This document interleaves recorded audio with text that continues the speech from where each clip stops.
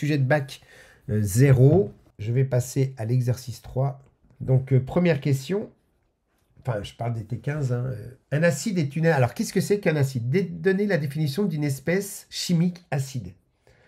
Donc, un acide, c'est une espèce chimique.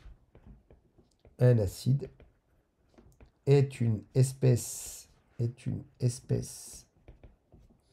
chimique susceptible de libérer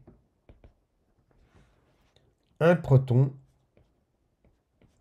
H+, ce qu'est un acide. Un ou plusieurs protons H+. Donc là, au moins un.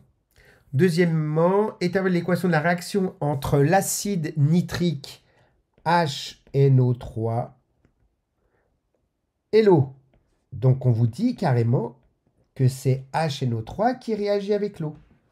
Donc je vais regarder dans mes couples et j'ai un couple HNO3 à queue qui me donne du NO3-.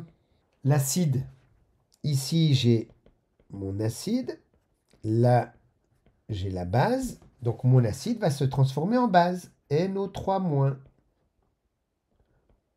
aussi à queue, plus, et maintenant pour H2O, comme ici, lui c'est un acide,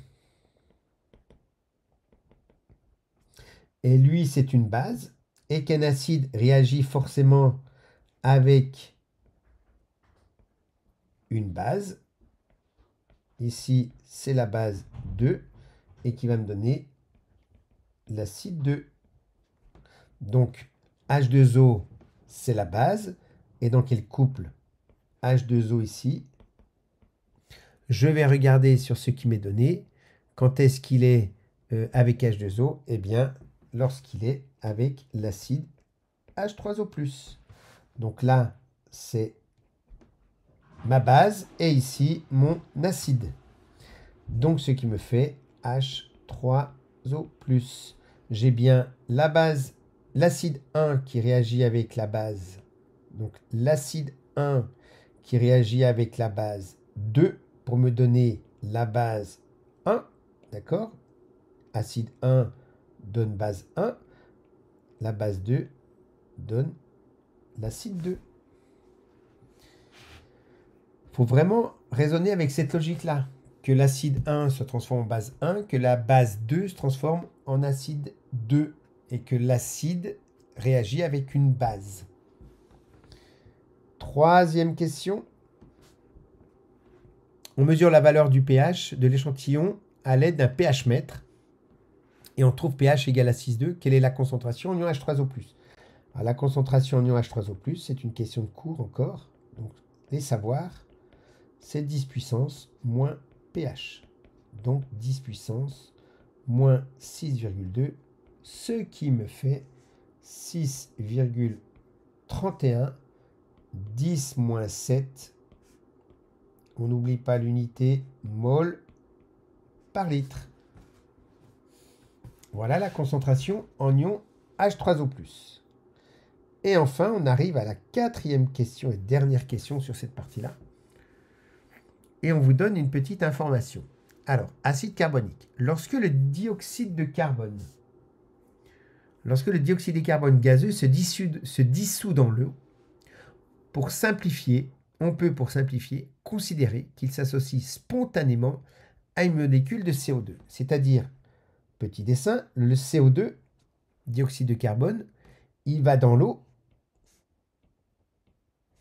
ok, et il va directement s'associer à une molécule d'eau pour former de l'acide carbonique. Donc de l'acide carbonique, ça veut dire que j'ai H2O et CO3. Donc H2O, si je ne sais pas ce que c'est, plus CO2, pardon. Ah, désolé, voilà. CO2. Et ça va me donner, on me dit, de l'acide carbonique. Donc H2, CO3. 3 oxygènes, 2 hydrogènes, 1 carbone. H2CO3. D'accord? Donc je le vois dans le couple qui est donné ici, H2CO3. Voilà, pour former donc l'acide carbonique. Je continue, donc ça j'ai essayé de traduire ce qu'on me disait là.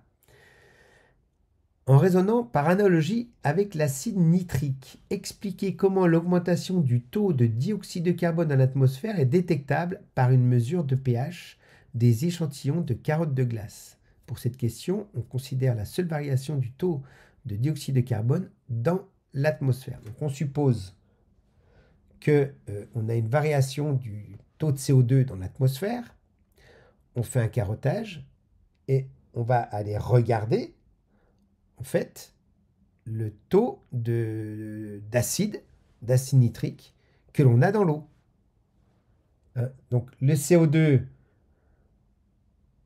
donc l'acide carbonique H2CO3 va libérer un proton H+, alors je vais faire un petit peu de place là. Tac, on arrive au bout du sujet.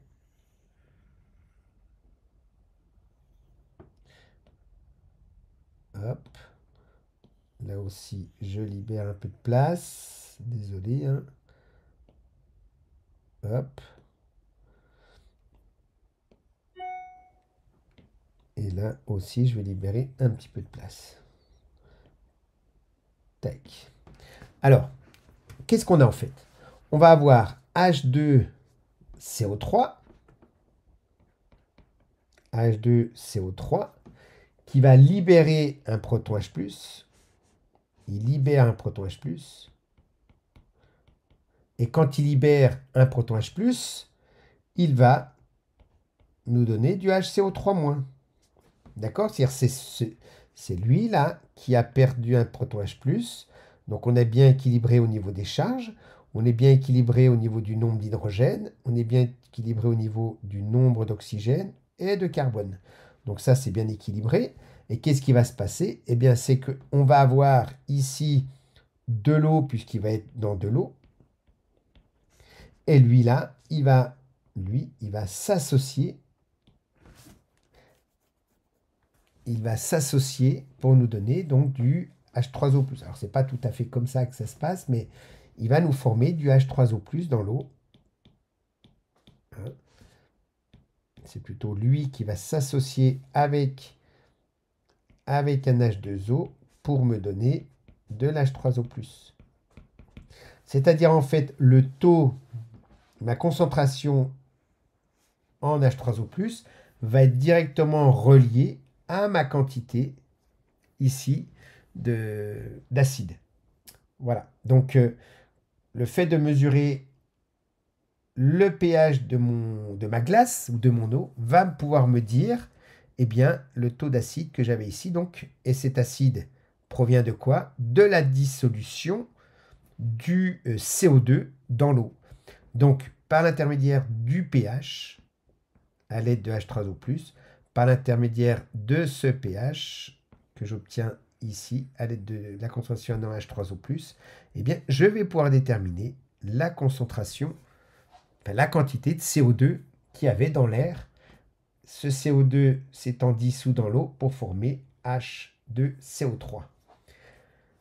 Voilà comment. Alors, c'est pas facile à rédiger. Pareil, questions ouvertes. Souvent, vous allez avoir des questions ouvertes. Donc, il faut essayer d'expliquer le mieux possible. Vous pouvez faire un dessin. Vous pouvez donner différentes explications. Hein. Moi, j'aime bien le dessin en donnant les différentes étapes. CO2 avec de l'eau va me donner H2CO3. Ce H2CO3 ensuite va se dissoudre dans l'eau, libérer un proton H+, puisque c'est un acide. Il libère un proton H+, ce qui veut dire que en mesurant la concentration en H3O+, je vais connaître la quantité d'H2CO3 dans l'eau, et la quantité d'H2CO3 dans l'eau est directement reliée à la quantité de CO2 qu'il y avait dans l'air.